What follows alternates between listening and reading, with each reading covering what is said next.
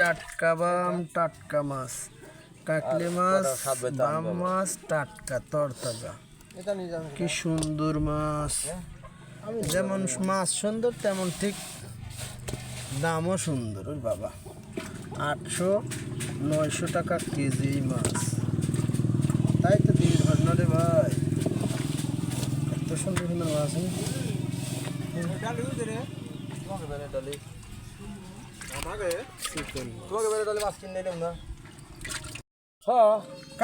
কাকা মাছ বুঝাইস নি মাছ